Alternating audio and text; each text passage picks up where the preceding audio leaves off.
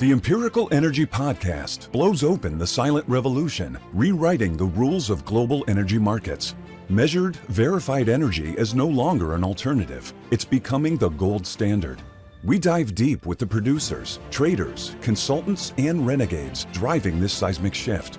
Step inside the raw mechanics of how verification and blockchain-fueled trading are dismantling the old systems and creating a future where alternative energy doesn't just compete, it takes over. This is the movement of reshaping energy as we know it, bold, unstoppable, and just getting started. Here is your host, Mark Smith. Everybody, this is Mark Smith, host of Empirical Energy Podcast, where we look at the intersection between energy, AI, and blockchain. And I'm here today with Jay Bhatty from NatGasHub.com. Welcome, Jay. Hi, Mark. Thanks for having me. Yeah, so listen, I found out about you through your book, actually, Nat Gas Millions.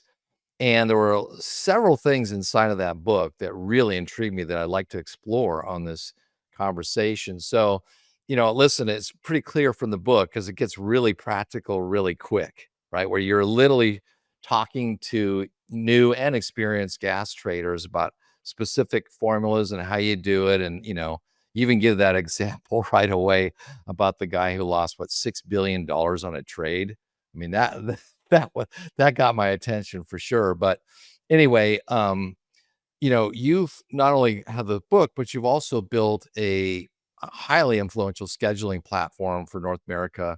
And you were, as I said before that, doing net gas trading, and even you tell the story about that. But anyway, tell me about, what drew you first into nat gas trading? I was always intrigued by the world of energy. And when I graduated from my college in Ohio, I was asking myself, where can I go explore more about energy and looking for jobs? And I found out that Houston is the energy capital of the world. So packed my bags, drove down, and was lucky enough at the time to get my first break working at Enron in the gas group. And so I learned a lot.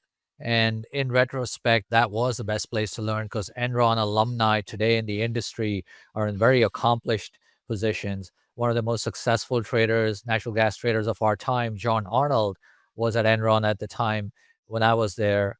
And he is in the Forbes, list of billionaires. So I was always intrigued when I was growing up as a child because there were electricity outages and where I was born in India. And so I immigrated to the US as a student. And so that was always in the back of my mind. I was always intrigued by energy markets and why there are shortages in some places and not in others. And also, there's a direct correlation between the quality of your life and energy consumption. Studies done by country, and there's always a pretty tight correlation. And so if you want to reduce the poverty, improve the lives of people, energy consumption and providing cheap, affordable, reliable energy is the best way to do it. So, okay, so you get into gas trading, you're at this, you get your break and you're doing this kind of thing. So what helped you make the leap from trader to the founder of the Nat Gas Hub? What was that pain point sort of in your career that led you to start this business? Yeah, it was a very specific pain point. I remember the exact day and the exact thought I had in my mind. I started as a gas scheduler, not as a trader. And when I showed up to work first day, and they threw a lot of pipelines at me. They said, "Hey, Jay, you need to start scheduling these pipelines." And it's a strict deadline-oriented environment. And I had 50 different pipeline websites, spreadsheets, screens. And at that point, I had this epiphany that why isn't there one website? When you look for an airline ticket or a hotel room, you go to one website instead of so many, kind of like an aggregator website. And so I remember having this thought in my mind, there's got to be something like that for the nat gas industry because this is just crazy. And so that was the seed of the idea of the company that a few years down the road that I started.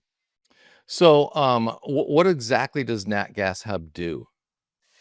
So we offer many products now, but the main product, the first one that we launched, you can really think of it as like a hotels.com, where instead of going to 100 different hotel websites, you go to just one. Same way, instead of going to 50 different pipeline websites, you just go to one to submit your gas nominations to the pipeline. So if you're a shipper, any major energy company, and you move gas on a pipeline, shippers have to interact with many different pipelines every day, depending on how big the company is. And so the software really makes that easier. The communication between shipper and pipeline, kind of like, between the traveler and the hotel, or traveler and the airline, and the communication back and forth. You submit a message, the message comes back accepted or rejected, and then you don't have to go to all these different websites. And so that's in a gist, that's really what the software does. Okay. So your platform sort of collects and standardizes all this pipeline, like meter data and stuff across the grid. Can you explain why that empirical data is so valuable to traders? Yeah. This empirical data, today, data is even more important than anything. And I would say the commodity that the traders are trading is really data, not just the natural gas or the oil or the power. And that actually gives you an edge. It gives you an informational advantage. And in a very basic philosophical way, it gives you confidence when you buy or sell. And whenever you do a transaction, like a buy or a sell in the market, you're on one side of the trade, and there's always somebody on the other side who's ha- taken the opposite position to your position with equal conviction. And what does the other person know that I don't know? And so it really comes down to data. And once you have that, you have the power, and you have an edge. And it's better than a coin flip, right? If you don't have anything, you flip a coin. But if you can get even 52% comfort probability in your favor, 65%, the more the better. And that's what the data, meter data, does for you. Yeah. So on this podcast, we talk a lot about moving from emission factors to empirical measurement. In a way, you're doing the same for gas scheduling, replacing assumptions and manual process with real-time data. How have you seen that change traders' behavior, trading behavior? Yeah. So as we introduce more data and more automation, more software into the trading process, it's making the whole industry more efficient and scalable. And that's really what software does. Once the software is working, then you just want to run as many transactions through it as possible. And so earlier, there was a time when, before my time, when traders used to submit nominations, they used to write it on a whiteboard, piece of chalk on a whiteboard. Then came fax nominations, and now nobody knows what a fax machine is. Then there were email nominations, and now we're going to electronic. And so now you can have traders doing more trades, more transactions, and submitting hundreds, thousands of nominations every hour, every minute. And it's almost unimaginable going back to the old fashioned way of doing business, where people are hand typing these nominations into every pipeline's website. And so that's the inflection point. When you make a technology, a software so easily, readily available, it's democratized. It's kind of like an iPhone. You make it available to everybody, or Chat GPT. And the easier you make it, the more usage and adoption you get in the market. Okay, so this pipeline meter data, is a form of trading intelligence. You know, are there arbitrage opportunities in there? I mean, how do they use that data? Because you said there's people on both sides of the trade. Yes, the commodity markets, natural gas, and even other commodities specifically lend themselves to arbitrage more than other markets like equity or fixed income. And the reason for that is because in the commodity markets, there is something different from, like, say, the stock market, because you have to take the molecules, the barrels, physically move them and deliver them somewhere. In a stock or a bond, it's electronic. You don't have to, nobody has to go on a truck or turn on a pipeline and deliver something, right? So, and just to give you an analogy, like, let's say iPhone in the US market is selling for $1,200, but in India, for example, it sells for $1,500. The same iPhone, the exact same one, and there's a $300 difference. So how many iPhones would you have to take from here to there to make a profit? And for you to see that arbitrage opportunity, you have to know the price in both places, the exact cost to transport the commodity from here to there, and then you can lock in your profit. And at the end of the day, the iPhone is just a commodity like natural gas. It's made of steel, glass, and plastic. And so that's the power of arbitrage in these commodity markets, is they're inefficient, and information doesn't flow as easily, commodity doesn't flow as easily. Sometimes there are constraints, and that's gives rise to arbitrage opportunities, but you need to have the data to be able to capture it. Right. So, diving back a little bit into your book, the Nat Gas Millions stuff, what sort of motivated you to write the book? Like, who is that person you had in mind that you were going to be able to help? Yeah, so I really wanted to write it. It's an educational project, and I don't really talk much about the software in the book. But one thing I got asked a lot, when I go to campuses to talk to students, is that a lot of them don't know the problems that exist in our industry, whether it's natural gas, whether it's climate change. I mean, they know the concept of climate change, but what are the actual problems when you get into the weeds, and how do you solve them? The brightest students who are graduating today might go work at Google in technology, or building the next Airbnb or Facebook. If they only knew the problems that exist, they'd be more likely to come join our industry. Because, hey, if you look at our industry, energy and technology, we're at the intersection of that. And now, even more with natural gas providing the energy for data centers. So that's really why I wrote the book, is to publicize and to promote the benefits of working in a very lucrative natural gas industry that a lot of people outside our industry don't know about. My mother still doesn't understand exactly how natural gas or electricity gets traded. And there are a lot of people, even inside the energy industry, that don't have a very good understanding but would like to know more. And another thing I found out in my career is that a lot of the professionals, natural gas professionals, traders, they are very cagey about the knowledge, because it's kind of like, why do I want to share my knowledge and train somebody who might take my job? But I don't see it that way. I feel like knowledge should be shared. If you know a skill and you've done it so well, pass on the knowledge and find a new, more challenging skill that nobody knows about. Move up the skills ladder. And that's kind of what we do with AI. If you not, you shouldn't be scared of AI, but learn skills in AI, make yourself more valuable to your company, and that's really the reason for writing the book. It's interesting you mentioned AI. That is a huge use case that's happening right now between, the producers and the traders and the end users who, want to do this net zero gas, right? To for the AI data centers, to run all these algorithms that I suppose all of us have to think a little bit, are we working really hard and training the machines to replace ourselves, and how far away are we from that? Just a question, because you wrote like, "Hey, the money is made in the margins," so all those skills and stuff, and your understanding is key to that whole process. I mean, can AI take that away, or what? Yeah, yeah. So I'm not in the camp where, people feel like AI is going to take over humanity and start take control away from us. It's not going to happen in our lifetime. Maybe 200 years from now, who knows? But we're still in the very early stages, and AI is just a supplement to human decision making. So, yeah, keeping that in mind, that's kind of how I look at the role of AI in natural gas trading. Okay.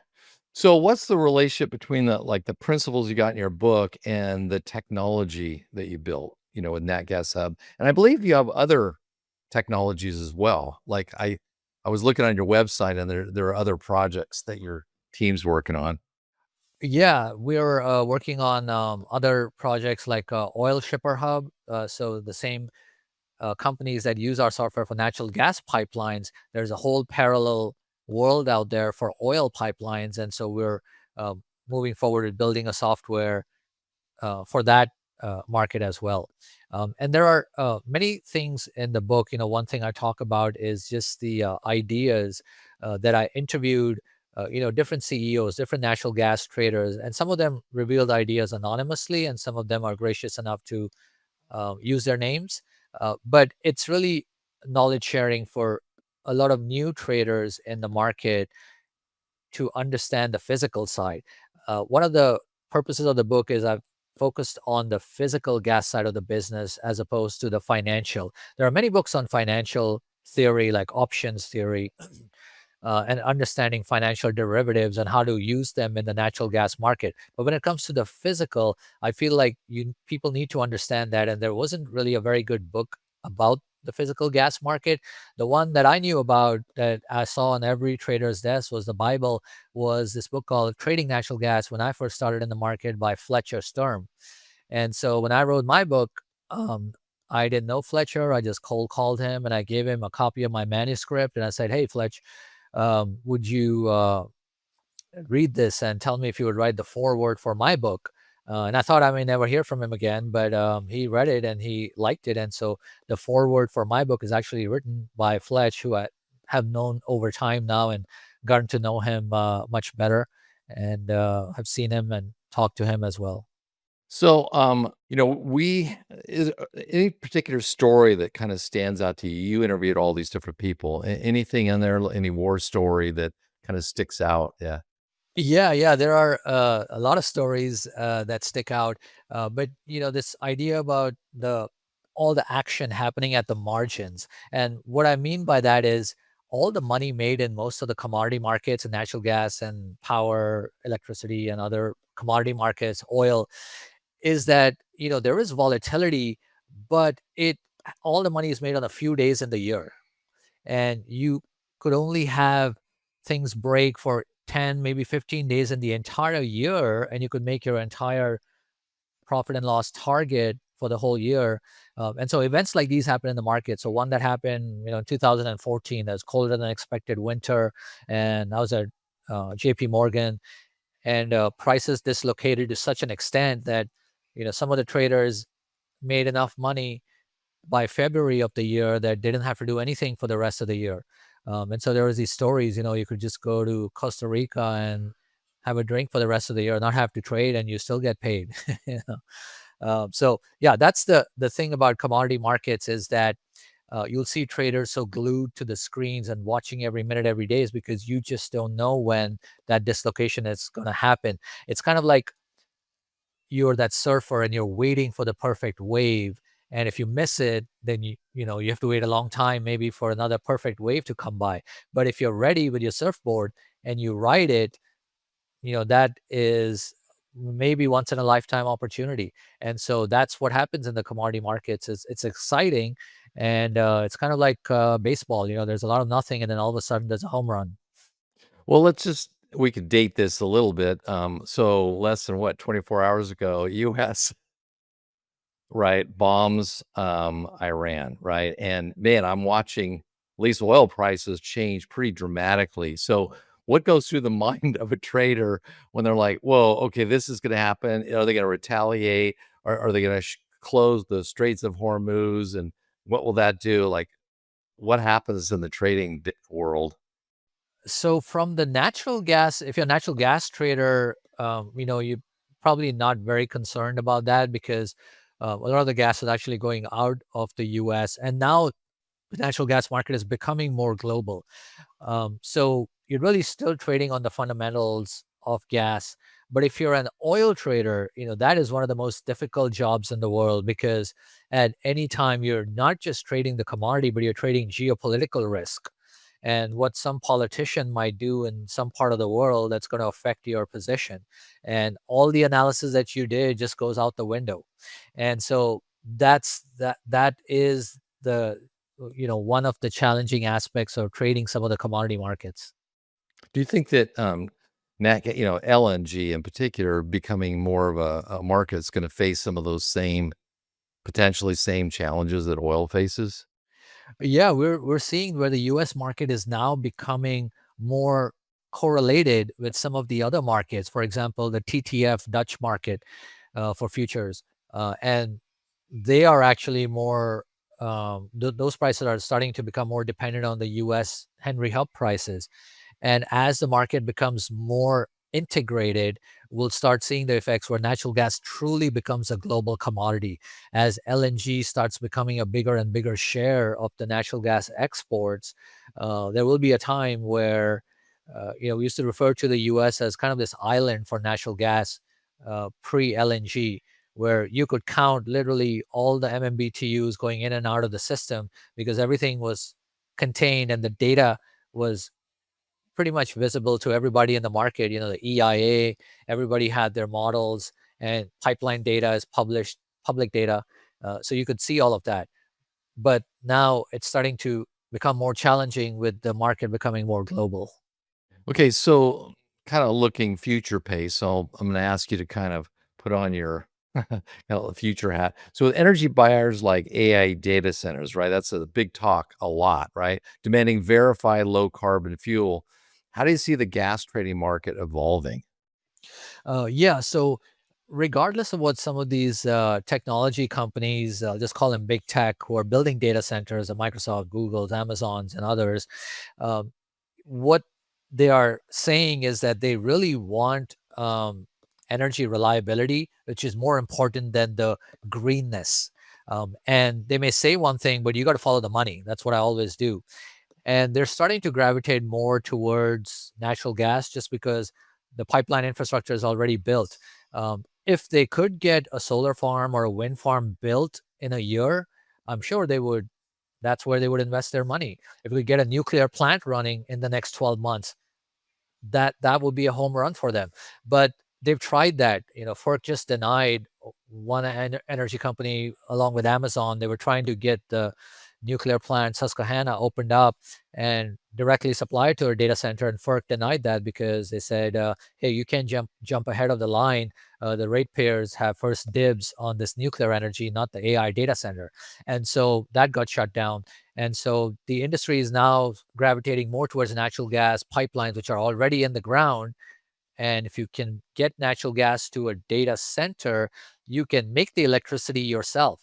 And so you can even bypass the FERC in terms of PJM, the ISO market. If you have a power plant on site and all you need is natural gas, then you don't need to go to the power market. And so that's the model where you can see companies have now announced, Exxon has announced, Chevron has announced, where they're selling an integrated solution. They're giving you gas supply, they'll build a power plant for you, and they'll sequester the carbon. And that's really the trifecta of the model for a data center. And if they can get those going, then that's kind of where I see the industry going. So that would, in effect, I mean, they would control the supply chain and therefore they could do the trade with a low carbon intensity trade, with those, what we've talked about in other episodes, this whole idea of the environmental attribute certificate going along, the birth certificate of the gas going along with the trade, which is kind of a relatively new concept, I believe, for gas traders. Or not, yeah. Yeah, yeah, it is a new concept. And but here's the challenge. I think if we overcome that, it will make it more prevalent in terms of carbon tracking in the market. So here's what happens in practice, right? Let's say that there is some gas, natural gas, that is from a renewable source, and then there's some gas from a traditional shale source. When there are two buyers and they're signaling to the seller, "Hey, my gas is cleaner, I should get a premium," the versus the shale gas, the buyer will say, "Okay, I want to signal to my stakeholders that I'm buying clean gas." But the problem comes when you put both the producers put their gas in the market and it gets commingled. And so currently the market doesn't allow us to track when the gas comes out of the other side which molecule came from which source. And so it's kind of like dollar bills, right? When you put $2 bills in your bank account, you're not tracking the serial number of a dollar bill. It's just money, it's just fungible. And so you can't tell where this dollar or that dollar bill came from. It's kind of the same way in the gas market. We currently don't have the capability because the pipelines don't have the capability or they don't allow us to track molecule at the molecular level where the gas is going. And once we have that, I think that would be the game changer where people can now clearly say, okay, I can certify that this gas came from here. All right. Well, and so Advice would you give to someone who's reading? You mentioned going to schools and stuff like that. Someone reading Nat Gas Millions who wants to move from theory to being the guy who is making Nat Gas Millions. Yeah, I would say, there are some chapters in the book that just kind of give you the basic building blocks that I wish I had in a very neat, kind of summarized, Cliff's Note version. And I learned it over time by trial and error, asking people. So that would be a good place to start, is just understanding the components of risk and how traders view the risk. And once you understand that, you can trade with surgical precision in terms of isolating risk, where you want to take risk, whether it's commodity price risk or volatility or correlation or interest rate risk, currency risk. Believe it or not, all these risks exist in the nat gas market. And some traders don't know about it, so they don't hedge it. And even not hedging is a form of speculation, whether it's unintentional or intentional. And that's where, I talk about that one incident where one trader lost 6 billion. That was obviously intentional. But that's where I would have any new person in the market start, is understanding the physical market. Because I went to Cornell and I've studied financial theory, but nowhere did they ever teach me about natural gas trading in the physical market. And that's something you can only learn on the job with materials that are available at your disposal. So, what's next for NatGasHub? I mean, are there any upcoming features or use cases that excite you?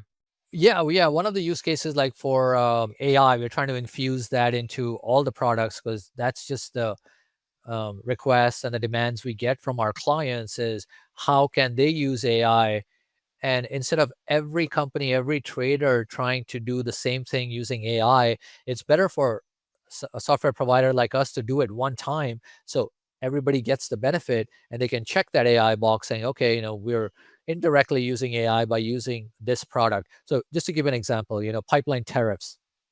There's 500 different websites in North America for different pipeline tariffs, interstate, intrastate, US, Canadian, mileage-based tariffs. And a lot of these are PDF documents. They're legal documents, 500-page legal PDF documents. And it's very hard to monitor, much less scrape data from these and put it into your models for trading or into your systems. And so if you think about the language learning model, AI, right, the one of the main use cases of an LLM is to read a document written by another human and decipher it and standardize it. And so that's what we use AI for. It's a legal document written by some lawyer at some pipeline, and we deciphered it, standardize it, so we can now provide tariffs driven by AI. And it's all public data, so we don't need to worry about confidentiality, because pipeline tariffs are in the public domain. And so that's a classic use case of how to use AI to make people's lives easier every day in the job. Man, that sounds exciting. We're working on something similar. I mean, for the data for our clients and stuff like that. So, Jay, where can people find your book and how can they work with you? Oh yeah, the book is on Amazon. It's hard copy, soft cover, Audible. I'm a big Audible fan, so I have a copy in an Audible app as well. And as far as just working with us, there's actually happy to hear that there are so many companies in the industry already using our software. It's going to become the standard for the gas industry. So that's something that I find, I'm very happy that I could build something that gets used by my peers and others in the industry, that saves them time and adds value. And so, yeah, just on our website, natgashub.com, people can contact us and get in touch with us. Excellent. Well, Jay, thanks so much for spending time with me and kind of getting me up to speed on the whole industry and kind of where you see it's going. So I appreciate it. Yeah, thanks so much, Mark. Thank you for having me. The Empirical Energy Podcast requires more than a conversation. It takes action, research, and collective wisdom. If today's episode resonated with you, we'd love to hear your insights. Join the conversation and help us shape the future together. We'll be back with more stories, strategies, and real-world solutions that are making a difference for everyone. In the meantime, be sure to subscribe, rate, write a review, and share it with someone you think would benefit from it too. Thanks for listening, and we'll see you on the next episode.